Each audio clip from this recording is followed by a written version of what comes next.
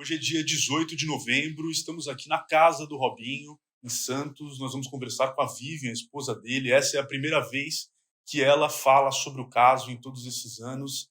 Vivian, primeiro, obrigado por receber a gente aqui na sua casa. E eu queria saber por que você decidiu se manifestar sobre o caso nesse momento, depois de tanto tempo. Eu nunca gostei de aparecer, nunca gostei de me expor. Sempre foi muito claro, na minha mente que Robinho conquistou, né, sua carreira, sua fama. Ele era o famoso e eu não, então sempre gostei de ficar mais tranquila. Não tenho redes sociais, nunca gostei de me expor. Mas diante de tudo que tem acontecido, que eu tenho visto, e de tamanha injustiça, eu decidi falar. E eu também agradeço vocês por estarem aqui, me darem essa oportunidade de falar. É muito difícil para mim, por tudo isso que tem acontecido. Me desculpa se eu me emociono algumas Imagina. vezes. É que é tudo muito pesado para nós. Pela honra da minha família, pela nossa dignidade, para a gente poder andar de cabeça erguida na rua, porque eu estou ridicularizada, a nossa família está destruída, o Robinho está preso há 8 meses e ninguém sabe o que realmente aconteceu naquele lugar. Ninguém sabe o que realmente foi aquela noite e eu tenho tudo aqui. Eu acho que não tem ninguém hoje no Brasil que sabe mais desse processo do que eu. Então eu tenho todo olha, aqui são 12 mil páginas, né, aqui tem algumas coisas relevantes, importantes, e eu quero mostrar, porque aquilo que foi mostrado até hoje na televisão, tudo que criaram o Robinho um monstro. Ele não é esse monstro, ele não é essa pessoa que estão falando que ele é. Simplesmente acabaram com a carreira dele, tudo que ele fez até aqui, e ele virou um monstro, e eu tô aqui para mostrar tudo que eu sei, o que aconteceu naquele dia, e que as pessoas tentem ver um pouco, entender um pouco daquilo que se passou, do mal lado da nossa visão. Porque a gente está com a verdade, sempre estivemos com a verdade, só que até aqui disseram que não era para discutir o mérito do caso, se ele era culpado, se não era culpado. Que aqui no Brasil eles iriam discutir, analisar se deveria ou não homologar a sentença. E foi homologada a sentença contra a lei, né? Porque na nossa Constituição diz que ele não poderia ser preso no Brasil, e foi, da noite para o dia. Um dia foi o julgamento, o dia seguinte ele foi preso, e eu estou aqui há 8 meses, sem dormir, pensando nisso. Cada dia que eu durmo, acordo. 10 anos que eu estudo isso daqui, 10 anos que eu sei tudo que aconteceu. Nunca expus essa moça, nunca expus os amigos do Robinho. A gente sempre soube de tudo, eu acompanho rede social, tenho todas as fotos, acompanho tudo até aqui. Então, essa oportunidade que eu estou tendo com vocês é de mostrar o outro lado da história e a verdade que está com a gente. A gente vai ter oportunidade de entrar em todos esses detalhes ao longo da conversa. Eu queria que você começasse falando um pouco da história sua com o Robinho, como vocês se conheceram, a relação que vocês tiveram enquanto casal com o futebol, o Robinho desde muito cedo, nas categorias de base do Santos. Queria entender, muitas pessoas não sabem como vocês se conheceram. Sim. Meu pai era treinador de futebol, né, de futebol de salão, das categorias maiores, e o Robinho jogava pelo Portuários, né, ali 8, 9 anos nós tínhamos, e o meu irmão jogava numa categoria abaixo. Então aquela coisa de eu levava o meu irmão, quando meu irmão saía, entrava o treino dele e tudo, e começou aquela paquera, né, de adolescente ali.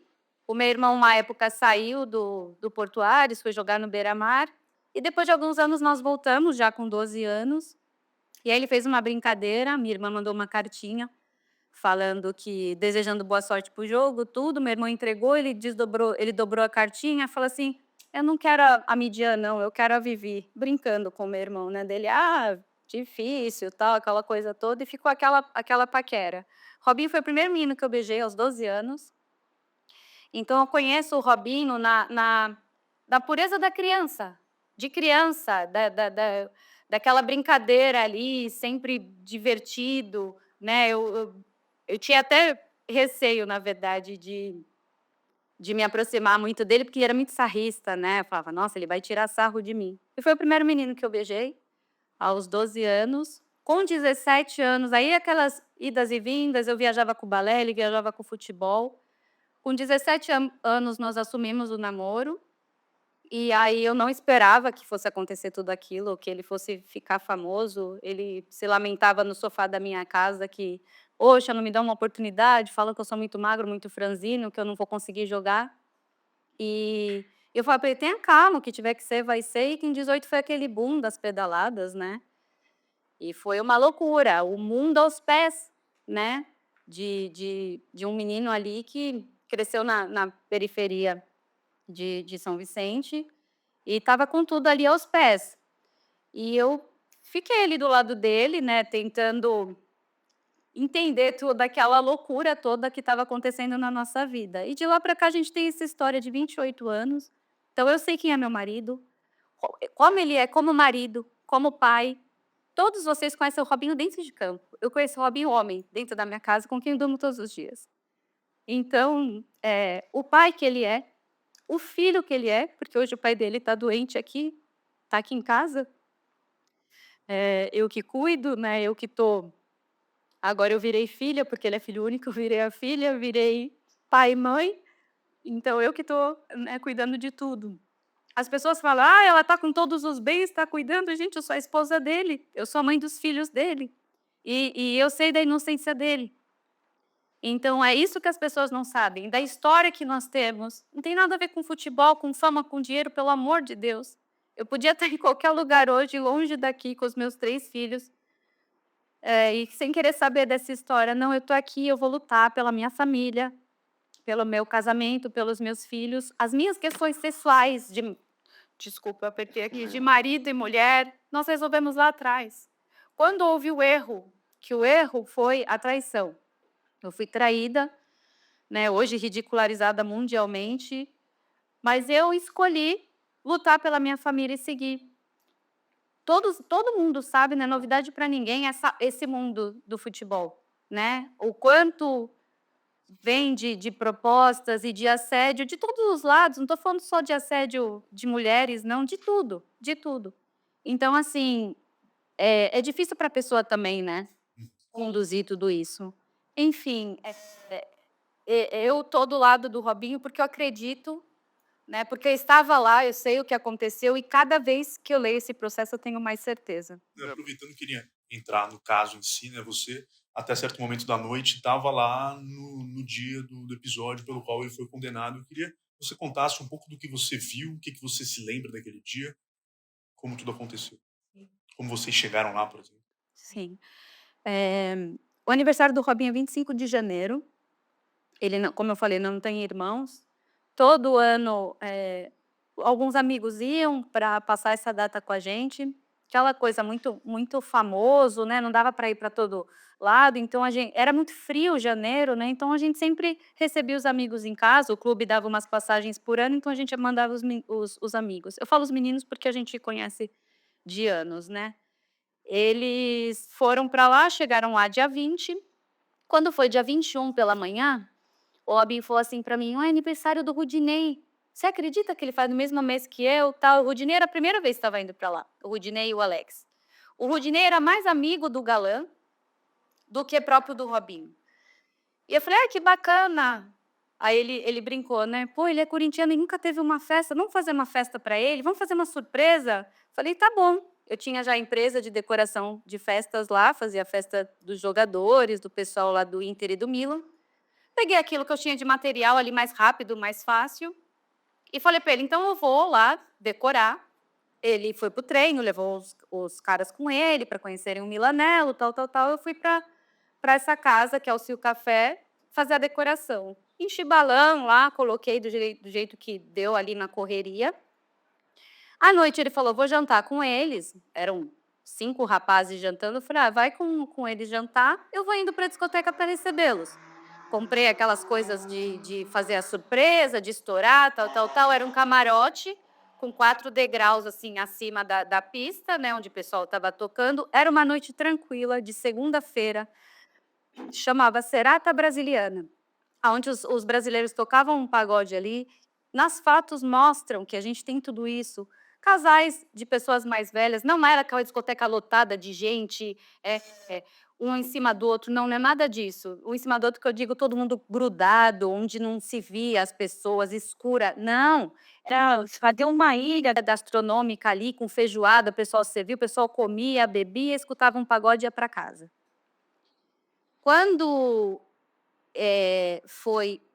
eu cheguei lá por volta de 10 e pouco da noite. Eles chegaram meia-noite lá, porque eu fui pegar bolo, levar o bolo, adaptar lá as coisas para recebê-los, né, posicionar a mesa, tal, tal, tal. Quando eles chegaram lá, era meia-noite em ponto, porque nós temos todas as fotos periciadas. Nós teve uma perícia onde consta que as fotos são verdadeiras, né, de um HD que eu fui atrás para tentar achar alguma coisa que pudesse nos ajudar daquela noite. Isso, como vocês falaram, não foi aceito pela justiça italiana, foi apresentado na Então, segunda instância e não foi aceito. em primeira instância, nós contratamos um advogado, né, indicação de um jogador muito influente lá do Milan também. O Robinho tinha muito receio de pedir para a diretoria do Milan, de expor essa situação, né, vergonhosa. Enfim, um jogador indicou, nós contratamos um advogado em primeira instância, fomos muito mal defendidos, né, fomos instruídos a não comparecer, porque eles falavam que corria risco de talvez ser preso ali, aquela prisão preventiva. Então, assim, é muito difícil você se defender em outro país, com outra cultura, com outra língua, né? Nós fizemos o que ele pediu para fazer. E eu me coloquei à disposição para ir lá. As fotos aparecem quando o Robinho é condenado em primeira instância. Nós estávamos morando em Belo Horizonte, fomos para a Turquia. As primeiras férias que nós tivemos, que eu vim para o Brasil, vim aqui no meu apartamento correr atrás de tudo que a gente tinha daquela época. E achei as fotos. E as fotos entram em segunda instância, todas periciadas, com todos os dados ali comprovadamente que aconteceu naqueles minutos que estão ali, porque isso é muito importante, porque a gente está falando de pouquíssimos minutos onde ela alega que aconteceu tudo aquilo. E não foram aceitas, foram desprezadas em todas as instâncias. Se uma pessoa tem direito de ampla defesa até a última instância, por que não foram aceitas? Então, nós temos tantas dúvidas e tantos questionamentos que eu não consigo entender, porque ali mostra e prova tudo o que a gente precisava, além de toda inconsistência, de todos os depoimentos dela, que nem não bate, são 4 depoimentos diferentes um do outro. A verdade é uma só. Se você sofreu um abuso, é aquela história ali, você não vai mudar a versão, e não é o que a gente vê aqui. E retomando a história sobre o momento que você chega lá, você Eu preparativos estava pra lá, festa. eles chegaram à meia-noite em ponto. Depois, né, que tomando conhecimento, eu vi que Mercedes mandou uma mensagem para o Cleito, tá aqui a mensagem. Ela já avisa que está lá antes das 23h08, ela coloca: a gente está aqui. Aí ele coloca: estamos chegando, a mulher do Robinho está com a gente. Fala com a gente quando ela for embora. Ela foi instruída a me esperar sair do local. Não, ela Naquele momento, concordou. você não conhecia, ela não sabia, que ela não percebeu a presença. Nada, não fazia ideia. Eu fui saber depois que ela já conhecia os rapazes de um ano antes, que tem, inclusive, as fotos aqui. O Galã e o Cleiton já tinham ido no ano anterior e já tinham saído com elas. Inclusive, o Cleiton já tinha se relacionado com a amiga dela, na primeira noite, dentro do carro. Eu fui saber disso muito depois. Durante esse um ano, de 2012 a 2013, eles mantiveram contato. O Cleiton mandava mensagem para ela, elas falavam que queriam vir para o Brasil, e ele falou que podia vir, que ele receberia elas aqui. Então, assim, ela não era uma desconhecida, e eles não eram desconhecidos para ela. Essa mulher mora em Bérgamo, em Romano de Lombardia, que é Bérgamo, 1 hora de distância até Milão. Ela saiu da cidade dela e foi até a discoteca ao encontro deles. Ela fala que era aniversário dela, mas ela saiu como se a gente sair daqui de Santos e vai até São Paulo comemorar o aniversário. Ela foi ao encontro deles. E o Robinho até aí também não estava sabendo de nada dessa combinada deles aqui. Ele fala que eu só vou ficar 1 horinha, porque é normal da gente sair e logo ir embora. Normalmente o Robinho vai embora comigo. Nessa ocasião, infelizmente, ele não foi. E eles combinam. Ela coloca, ok, tá combinado. No primeiro depoimento, ela fala que ela ignorou essa mensagem. Tá combinado, ela combinou, tá escrito aqui, foi ela que apresentou isso. Ok. À 00:43 nas fotos, eu tô cortando o bolo, entrego o bolo para todo mundo, sento para comer o bolo, que eu lembro disso. Deu 1h10, eu falei: "Robinho, eu vou embora, hoje é segunda-feira, os meninos têm escola amanhã, você tem treino, vamos embora?" Aí falou: "Pô, meus amigos só vão ficar 5 dias, deixa eu ficar mais um pouquinho, tal". Eu não querendo ser a chata, né, a mulher chata de falar: "Não, você vai embora comigo", eu falei: "Tá bom, não demora, porque amanhã você tem treino". E o motorista me levou, eu já tinha ido antes com o motorista, estava com o meu carro, e ele foi para o carro dele, com os amigos no carro dele. O motorista me leva para casa, que é uma distância de 20 minutos, mais ou menos, o seu café da minha casa, e volta para deixar meu carro para os rapazes. E o Robinho vai embora com o carro dele.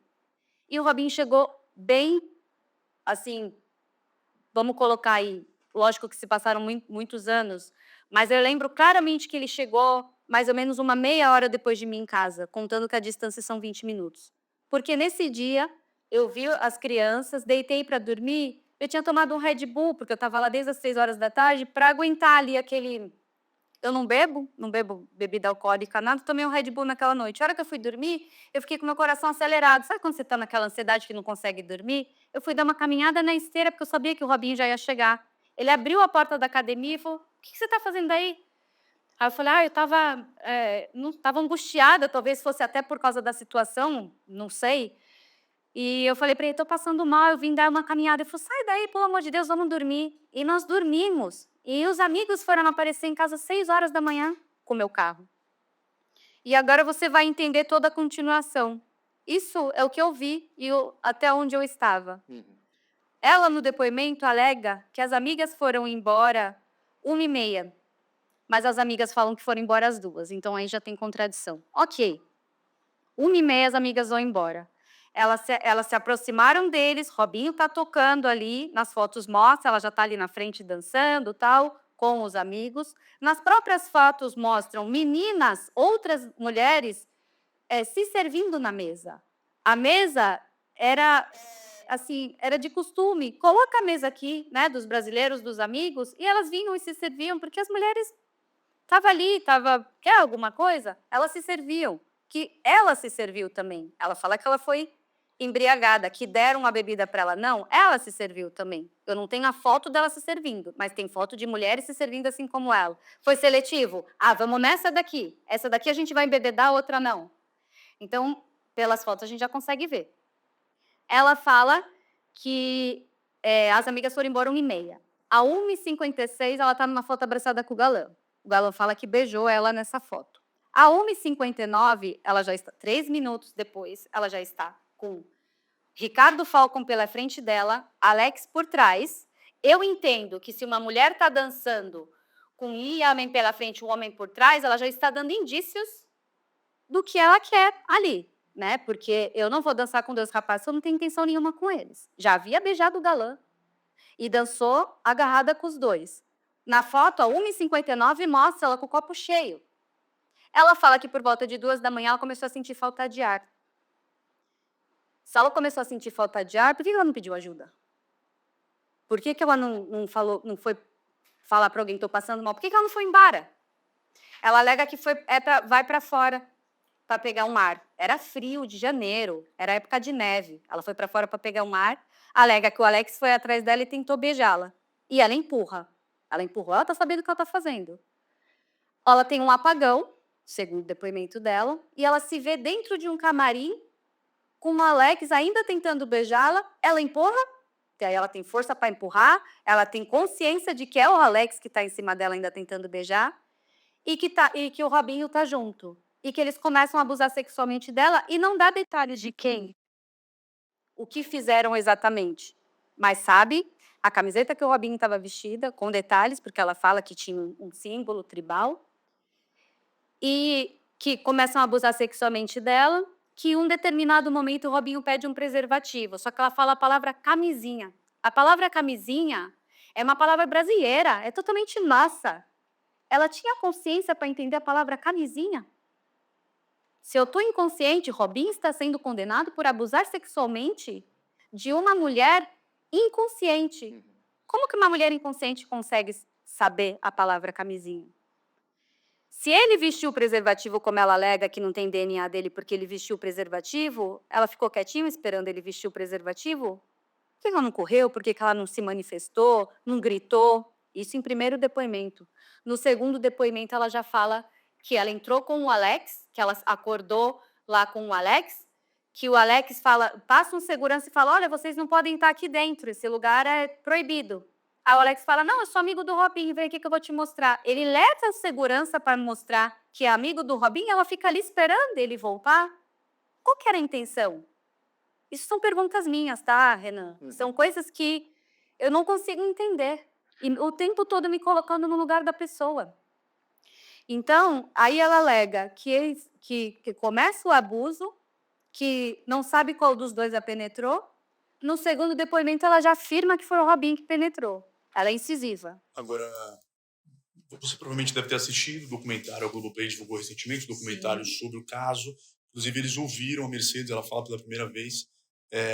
E uma das coisas que os advogados dela falam é que, em relação ao trauma, e devido ao trauma, ela pode ter alguns... não lembra de muitos detalhes por causa do trauma de ter sido violentada. Essa é uma tese que eles colocam. Você assistiu o documentário? Como é que foi? Eu assisti o documentário. Inclusive, eles me procuraram para falar. Eu mostrei tudo isso daqui, que você está vendo, eu mostrei para eles, inclusive, e eu decidi não falar, porque eu percebi ali a imparcialidade que estava acontecendo. Enfim, foi uma decisão minha de não falar com eles. E no depoimento que ela fala, ela dá a última versão dela, que já é a audiência. Quando ela está no primeiro depoimento aqui, ela fala uma coisa. E Bérgamo, 4 meses depois. Ela vai para Milão, 6 meses depois. Ela aumenta. Aqui são 3 doses, ela vai para 4 doses em Milão. 4 anos depois, em primeira audiência, em 2017, ela fala que ela tomou 6 drinks. Aqui ela fala que o Robinho e o Alex abusaram dela, ela não sabia quem era exatamente. No segundo, ela afirma que era o Robinho. E no terceiro, ela sustenta. No primeiro, ela fala que não conhecia o Robinho de outras ocasiões. No segundo, acho que para ficar mais verdadeiro, ela fala que já tinha encontrado o Robinho outras 2 ocasiões, que o Robinho tentou pôr a mão dela no abdômen dele e tentou lamber o seio dela. Aí o Robinho falou: que loucura! Todo mundo me conhece, eu sou jogador, eu sou famoso, como que eu vou sair lambendo o peito de mulher no meio de uma noitada? Ele falou: nunca tinha visto essa moça na minha frente, se ela me viu em outros lugares, eu não tinha visto. E outra coisa, se eu fui num lugar e uma pessoa já me assediou, tentou beijar meu peito, ou tentou colocar minha mão no abdômen e eu não gostei, eu vou sair uma área da minha cidade e eu vou lá encontrar com ele? Eu vou atrás desse mesmo cara que lá atrás fez isso comigo? Em que momento que o Robinho contou para você o que tinha acontecido? Porque durante o processo na justiça italiana ele deu algumas versões um pouco diferentes, né? E Acho que eu tenho até É uma única versão, foi um único depoimento dele. Nós não fomos mais ouvidos. Eu e ele não, perdão. só falamos. Nos áudios ele deu versões diferentes sobre o que tinha acontecido. Inicialmente ele dizia que não, foram só meus amigos. Depois ele acaba admitindo algumas coisas, que participou, fez sexo oral. Depois ele até fala que penetrou a Mercedes, né? E eu queria saber quando ele contou isso para você. Tem até um momento, acho que é a primeira operação na casa de vocês lá em Milão, sobre esse caso, acho que é março de 2024. Nesse momento, o que você entendeu? 14. De 14, perdão. O que você entendeu que tinha acontecido naquele momento? Então, isso está em depoimento. Um deles lá da justiça italiana fala que foram na minha casa, confiscaram todos os computadores e todos os celulares para ver se tinha vídeos pornográficos, qualquer coisa do tipo. Não encontraram nada. Se encontrasse, estava aqui no processo. Não encontraram nada, não tinha nada ali. Robinho foi condenado pelos áudios E os áudios, eles vão e voltam, porque era aquela coisa da brincadeira de muito mau gosto, de WhatsApp, de tiração de sarro, que eu sempre falei para o Robinho, era tudo muito levado na brincadeira, porque ele falou para mim depois, ele falou assim, se eu tivesse ideia do que isso ia virar, a gente estava naquela brincadeira porque foi totalmente consentido. Ela foi porque ela quis, ela já conhecia os rapazes, ela entrou naquele camarim porque ela quis, ela conduziu tudo. E depois, conversando com eles, eles falam. Ela tinha o domínio da situação. E por isso que eles brincam, né? Horrível, são horríveis aqueles áudios, são vergonhosos, são imorais. É triste. Sua reação quando você ouviu pela primeira vez isso? Quando eu ouvi, me dava raiva do Robinho, porque eu sei quem ele é, do tom de levar as coisas na brincadeira, sempre tirando sarro. E eu, na minha percepção, ele tinha tanta tranquilidade de que ele não tinha feito nada forçado, nem com inconsciência dessa menina, que ele brinca e tira sarro. Ah, eu quero que se dane. Quem pegou tá lá no Brasil, porque foi rápido o envolvimento do Robinho com ela. E ele nunca negou, tá, Renan? Ele nunca negou. A minha questão pessoal com ele da traição, nós resolvemos. E eu perdoei, pus um ponto final nisso. E eu falei, daqui para frente eu não quero mais saber de história. E se tiver, eu vou pegar meus filhos e eu vou embora. Que quando eu saí da delegacia, eu falei para ele. Falei, se você tiver qualquer parcela de culpa, você vai lá pagar. Porque eu, Robinho, a gente sempre foi criado, graças a Deus, muito bem pelos nossos pais, sempre com valores. E eu falei para ele, se você tiver qualquer parcela de culpa, se você for culpado, eu sou a mãe dos seus filhos, eu vou estar sempre cuidando deles. Quando você sair, acabou a nossa relação, você vai lá pagar. Agora, se vamos estudar, eu quero ver, porque eu queria saber com quem eu estava dormindo. E eu falo isso no áudio lá, que eu nem sabia desse áudio. Eu fui saber há pouco tempo atrás, alguns anos atrás. Desde o começo eu não sabia desses áudios.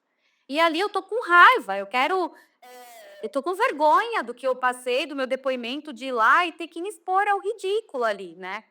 Então, essa conversa dele, essa brincadeira dele, e ele não sabe nem o que ele está falando naqueles áudios. Porque ele falou assim, depois de tanto tempo, eu nem lembro.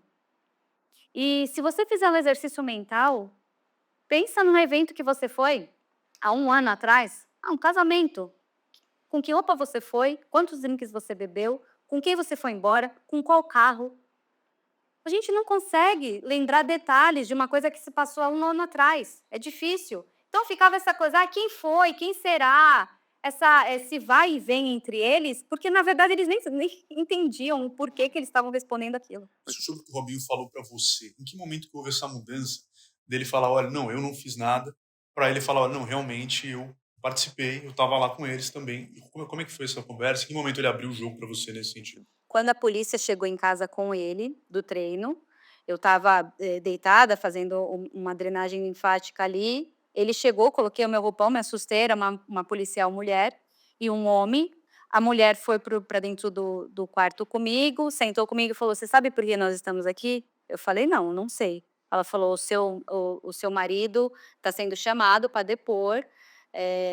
Houve um episódio em janeiro de 2013, eu falei, nossa, 1 ano atrás? Ela falou assim, 1 ano atrás, tem uma moça alegando que foi violentada por eles, e aí o teto caiu na minha cabeça, né? Eu falei, meu Deus, que história maluca, né? E eu falei, que dia que foi? Fiquei tentando entender. Me entregaram um papel em italiano, eu dominava o italiano, mas não para entender todos aqueles termos ali, né? Técnicos e tudo. Você tem que ir lá depor. Eu falei, tá, eu estou à disposição. Nós precisamos levar os computadores, celular. Eu falei, pode, tá tudo aqui. Falei, leva, que até eu quero saber o que aconteceu naquele dia. Porque eu estava lá, só que eu fui embora. E eu também tenho interesse em saber. Eu sou esposa dele, eu quero saber o que aconteceu. Quando eu saio aí eles lá me perguntando, você sabe o que aconteceu? O seu marido está sendo acusado de ter estuprado a moça, tá? Eu falei, então vocês me contem, me falem, que eu também quero saber o que aconteceu. Porque eu não sei com quem que eu estou dormindo. Há tantos anos, não é possível que vocês estão me falando um monte de coisas que para mim são absurdas, que vieram do meu marido. E aí que eu saio e chego no carro e falei isso. Cheguei em casa, eu falei para ele: eu vou embora, eu vou pegar meus filhos, vou pegar minhas malas, eu tô indo embora, não dá mais para mim. Você não me achou na esquina, você foi pedir minha mão em casamento pro meu pai, você me tirou da casa dos meus pais e eu tô aqui agora passando esse apuro com 2 filhos, eu tô indo embora. Ele: não, pelo amor de Deus, me perdoa, o meu erro foi ter te traído, me perdoa, não vou fazer mais isso. Eu já prometi para mim, para Deus, que eu não vou fazer mais isso. Desculpa estar fazendo você passar por isso e não vai acontecer mais. E, de fato, não aconteceu mais, porque eu tenho certeza que se tivesse acontecido qualquer coisa, essas pessoas apareceriam depois. Então, aquilo ali foi resolvido entre eu e ele, e eu falei para ele: se você é inocente, eu vou lutar com você, e se você for culpado, você vai lá pagar. E foi esse desenrolar todo, muito difícil à distância, porque se a gente está lá, está aqui, não, vamos atrás, vamos mostrar e tal, a gente consegue falar, mas a distância é impossível, e nós somos instruídos a não estar lá.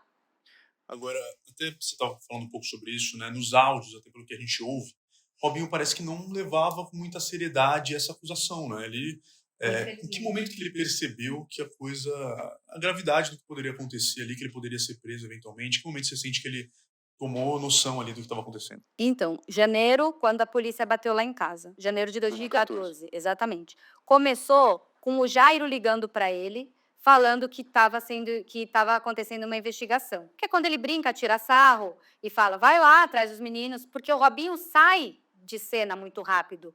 Os outros caras ficaram com ela até de manhã, porque ela saiu daquela discoteca do Sil Café e foi para uma outra discoteca e está aqui no depoimento dela. Ela ali participou de tudo com eles e foi embora para outra discoteca com eles. Ela sai andando daquele local ali, ou melhor, vamos voltar. Ela se veste, ela coloca a roupa dela toda sozinha antes de sair daquele local, porque a juíza fala para ela: você estava de meia calça? Tava. Aquela meia calça inteira até aqui em cima? E quem que colocou a meia calça em você? Não, nessa hora eu não quis que ninguém tocasse em mim, eu me vesti sozinha. Ela fala que ela foi carregada para o carro, que ela foi chorando. Ela não foi carregada, ela foi caminhando, porque quando ela chega lá fora, ela fala: me colocaram dentro de uma Land Rover branca, que era o meu carro. E aí, quando eles me colocaram dentro da Land Rover branca, começaram uma discussão ali, me tiraram da Land Rover e me colocaram no Peugeot cinza. Por quê? Porque no ano anterior que eles tinham saído com essas meninas, eles queimaram a porta do meu carro com cigarro. E eu fiquei doida, eu briguei com eles, eu falei: pô, vocês queimaram a porta do meu carro? Eu não sabia que tinha mulher, achei que eles tinham ido para bagunça. Queimaram a porta do meu carro novo com cigarro, dei uma bronca neles e tinha cabelo. Falei: esse cabelo não é meu, coisa de mulher. Falei: esse cabelo não é meu. Ai, Vivi, não sei o quê. Não, não é, a gente só deu uma carona, aquelas coisas de rapazes. Então, ela sabia qual era o meu carro do ano anterior. Então, colocou no meu carro, tiraram do meu carro e colocaram no carro do Ricardo. Talvez com receio de eu descobrir de novo que eles tinham colocado alguém dentro do meu carro. Ela fala: uma Land Rover branca, e me tiraram e me puseram num Peugeot 206 prata. Gente, você está inconsciente. Você acabou de ser estuprada por 6 caras, você vai matar cor de carro, modelo. E saem dali, daquele local, e vão para uma outra discoteca. Ela vai dentro do carro. Quando ela entra no carro do Ricardo, ela lembrou que a bolsa ficou dentro do Sil Café. E fala: Ricardo, esqueci minha bolsa. O estuprador bonzinho foi lá buscar a bolsa dela lá dentro. Gente, pelo amor de Deus, não tem cabimento. Como que eu fui abusada por 6 caras, eu vou entrar num carro e vou para um outro local com eles? É o que o advogado dela fala do trauma. Pelo amor de Deus, eu vou querer pegar minhas coisas, eu vou sair correndo, eu vou fugir daquele lugar, daquelas pessoas, eu vou gritar por segurança, eu vou chamar a polícia, eu vou fazer qualquer coisa ali, ou não, ou vou me retrair, cada um reage de uma forma, eu vou para casa, eu vou chorar ali dentro da minha casa. Eu não vou sair dali, vou para uma outra balada com eles. E foi. E ela fica no estacionamento da outra balada. Antes disso tem a questão da bolsa, né? Vamos voltar lá, porque é muitos detalhes, então preciso organizar o pensamento. O Ricardo volta para buscar a bolsa dela. Quando o Ricardo vem com a bolsa dela, e entrega para ela pega o telefone e manda mensagem para Carol, amiga dela. Às 2h21 da manhã. A última foto dela, 1h59, ela tá dançando com os dois, com o copo cheio. Às 2h21, a gente está falando de 22 minutos. 22 minutos, ela alega que ela ficou com falta de ar, que ela saiu, que o Alex vai atrás dela, tenta beijar, ela empurra, que ela desmaia, acorda no camarim, que o Robinho e Alex estão em cima dela. No depoimento ela fala, nessa hora Robinho se desliga de mim e eu fico com os outros rapazes lá abusando de mim, que a gente está falando de mais 5 rapazes ali abusando dela. Durante 22 minutos aconteceu tudo isso. Ela se veste, ela colocou a roupa dela toda, ela vai até o carro, troca de carro, esquece a bolsa, o Ricardo volta para buscar a bolsa, entrega, ela pega e manda mensagem para a amiga às 2h21. Nós estamos falando de 22 minutos. A gente fez a cronologia dos 22 minutos. É humanamente impossível acontecer o que ela alega em 22 minutos. Essa vez que a gente comentou que não foi aceito pela justiça, né? Eles não quiseram ver. Nem analisaram, na verdade. Nem analisaram. Então, assim, os nossos advogados em segunda instância deram um show de defesa lá. Não quiseram ver. A juíza tinha as fotos na mão dela. E ela podia ter, na audiência com a Mercedes, ela podia ter falado, é você aqui nessas fotos? Ela não foi questionada se era ela nas fotos. Não quiseram ver. Não quiseram saber. Qual o motivo?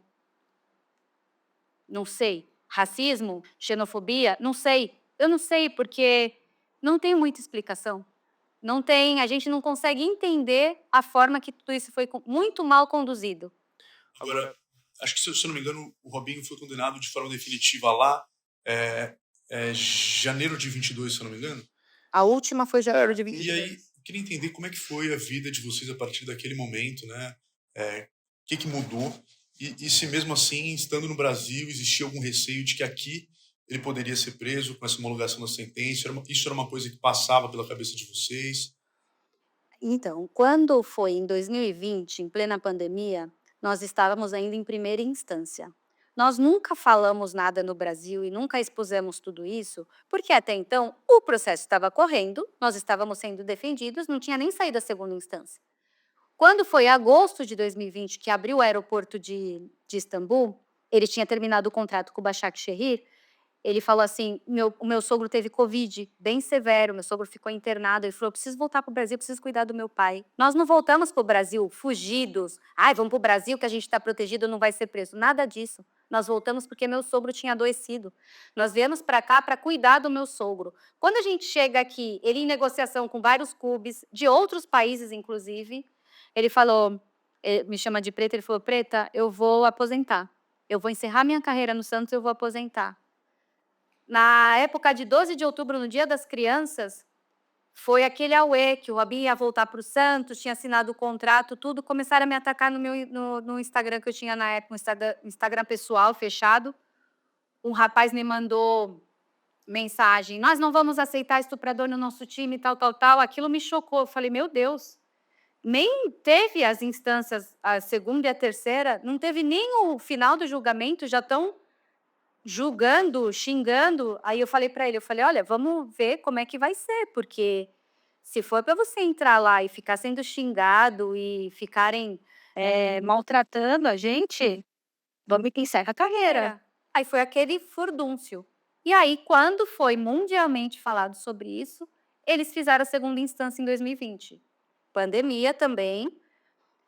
A nossa advogada, na época que era daqui do Brasil, foi lá, acompanhou tudo, condenado em segunda. Quando ele foi condenado em segunda, eu falei, peraí, não é possível. Com todas as provas, com toda a cronologia, teste toxicológico, nós fizemos o teste toxicológico, aonde consta as bebidas que ela alegou que tomou, as quantidades, 3 bebidas e 6 bebidas. Teste toxicológico com base no depoimento dela. Com base total no medem depoimento as quantidades dela. que ela fala, que tomou e estimam os efeitos. E aí, uma pessoa habituada a beber e uma pessoa não habituada a beber. Então, assim, eles conseguem dar o parâmetro dos dois. A pessoa que já está acostumada e a que não está acostumada. 6 drinks e 3 drinks. E aqui fala claramente que a quantidade de drinks que ela alega não chegaria no estado de inconsciência. que chegaria naquele estado que eles falam aqui de felicidade, de estar feliz. Sabe quando você toma o drink e fica querendo dançar, mais animado? Era esse o estado que eles constataram aqui. Nunca de inconsciência. Não existiu inconsciência, né? Então, assim, quando fala da inconsciência que não teve o consentimento, se não existiu a inconsciência e ela estava ali, ela estava vendo o que ela estava fazendo, existiu o consentimento. Uhum. Agora, hoje o Robinho tá preso há 7, 8 Vai meses? fazer 8 meses, 8 dia meses. 21. Como é que tá a relação de vocês hoje? Com que frequência você vai até lá? Vou todas as semanas, todos os finais de semana. Varia mês sábado, mês é domingo. Por exemplo, esse mês é todos os sábados. Então, eu vou, levo a comidinha dele, levo os produtos de higiene, os produtos de limpeza. Graças a Deus, o Robinho tem uma cabeça muito boa. Eu, às vezes, vou para tentar acalmá-lo e eu saio de lá mais calma porque ele que me acalma. O que ele conta da vida lá? Não é fácil. Não é fácil. Dizem que é o melhor presídio. Não existe o melhor presídio. Ainda com a injustiça de tudo que a gente está passando e sofrendo, ainda é pior o sentimento, porque eu não deveria nem ter entrado. Então, assim,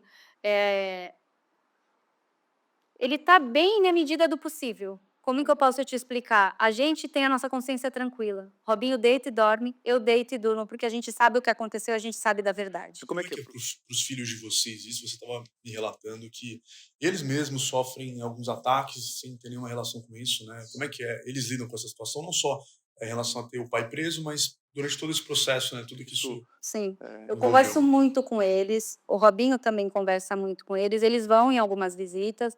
Eu pedi para a juíza o direito de levar os 3 juntos, porque eu tinha que separar, sempre tinha que escolher entre os 2 meninos, né, ou levava o Júnior ou levava o Gianluca. A Júlia, por ser menor de 12 anos, sempre podia ir, então ficava aquela dificuldade.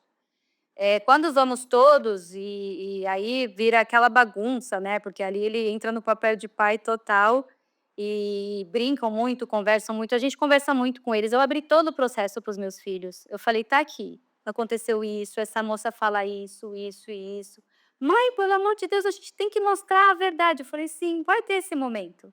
Vai ter um dia onde a gente vai ver a justiça de fato".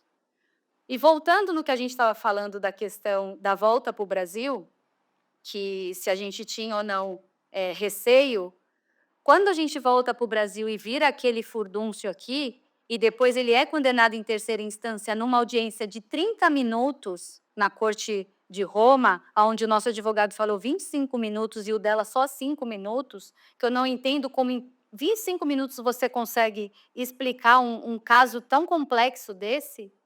Não podia entrar ninguém em terceira instância.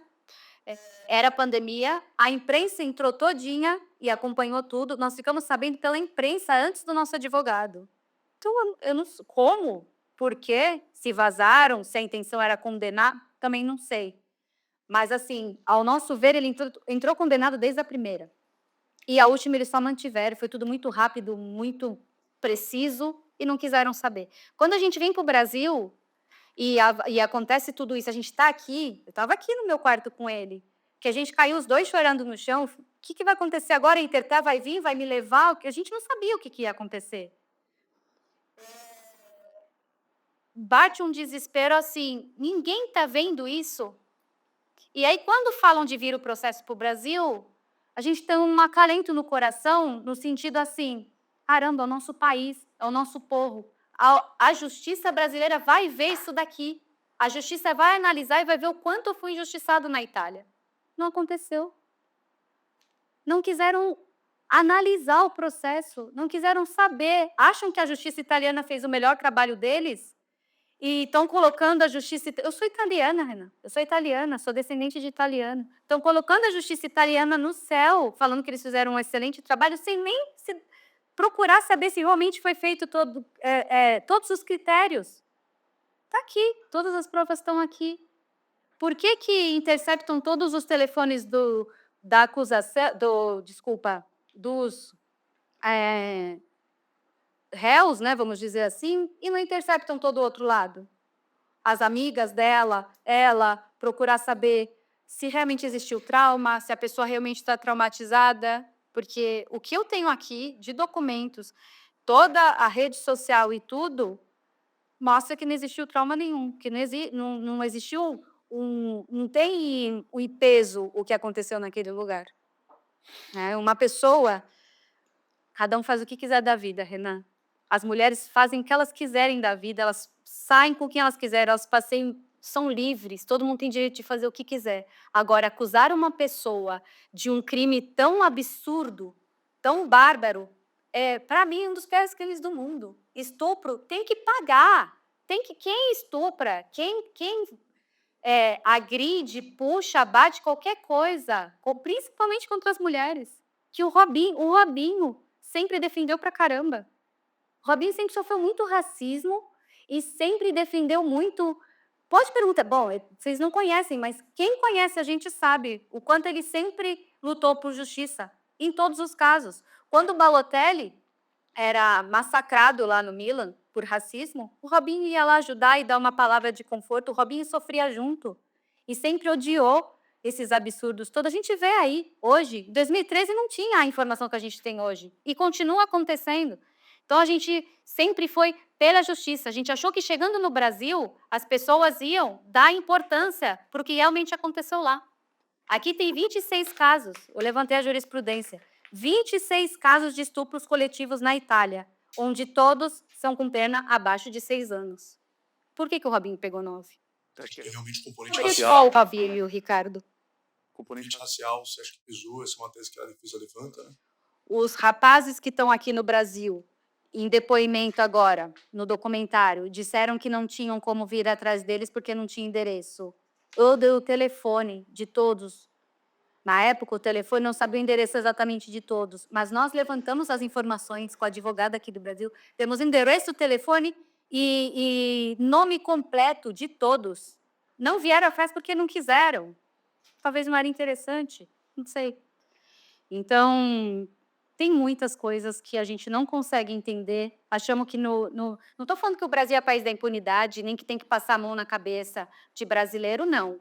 Mas que eles deveriam, se lá no julgamento, que não era para discutir o mérito, que era só para falar se deveria ou não homologar a sentença, que por lei no Brasil não poderia ser preso, se eles entraram no mérito durante o julgamento, eles leram o que aconteceu no dia, entraram no mérito, que então eles analisassem tudo. O que a gente quer hoje, o meu pedido hoje, é que então abram o processo no Brasil e deixem a gente mostrar. Até aqui todo mundo mostrou o outro lado, deixa a gente mostrar o nosso lado, a nossa verdade. Está aqui, em documentos. Não, eu não estou falando, não estou inventando uma história. Eu estou debruçada nisso daqui a 10 anos. Então, assim, qualquer pessoa que tiver qualquer dúvida, eu estou aqui para esclarecer. Só que eu não vou ficar expondo, fazendo live e falando. Não. Eu quero a justiça, como ela deve ser feita. Vão discutir o mérito? Então discutam com propriedade. Discutam o mérito sabendo tudo o que aconteceu naquele lugar e que ele foi devidamente julgado na Itália. Vivian, obrigado de verdade pelo tempo, pela sua disposição em falar. Eu sei que é um assunto delicado para você, você nunca falou sobre isso. Obrigado por receber a gente aqui. Eu que agradeço. Tem outras inúmeras coisas aqui que também eu não comentei aqui, mas que estão aqui, estão à disposição. Hoje o meu pedido é que as pessoas tentem ver que existe um outro lado da história. Existem muitas provas de que não aconteceu esse crime, porque o Robinho foi condenado por áudios entre amigos, né, e morais horrorosos, ok. Só que isso não é um crime. A traição que houve comigo não é um crime. Está muito distante de ser um crime. Um ato imoral de um crime é uma distância muito grande. E ele está 8 meses lá, preso, pagando por algo que não aconteceu. Então, a gente só pede que a justiça brasileira, um dia a gente vai lá resolver na Itália. Se Deus quiser, um dia a gente vai lá resolver na Itália. Hoje, Com ele preso aqui, eu quero que as pessoas saibam o que realmente aconteceu naquela noite, dentro desses 22 minutos que ela alega que são humanamente impossíveis, e que eles nos deem a chance de provar a inocência dele aqui. É isso que eu tenho para falar, muito obrigada. Me desculpa aí se eu fui e voltei muitas vezes, mas é porque é aquilo que bate dentro de mim dia e noite, e comigo, com os meus filhos, com ele, com essa situação de todo final de semana virar as costas e deixar ele naquele lugar, ficar a semana inteira sem muitas notícias, porque você não sabe o que se passa lá dentro, né? Então, assim, é tudo muito difícil, é tudo muito... Ao mesmo tempo que você tem a justiça do seu lado, você não pode falar, você não pode mostrar, as pessoas acham que você está querendo denegrir a imagem. Não quero denegrir a imagem de ninguém, não quero expor ninguém. Eu não... cada um com a sua consciência. Eu tenho minha consciência tranquila, o Robinho tem a consciência dele tranquilo. E o que a gente só quer é isso, que as pessoas vejam a verdade. Só isso, e muito obrigada.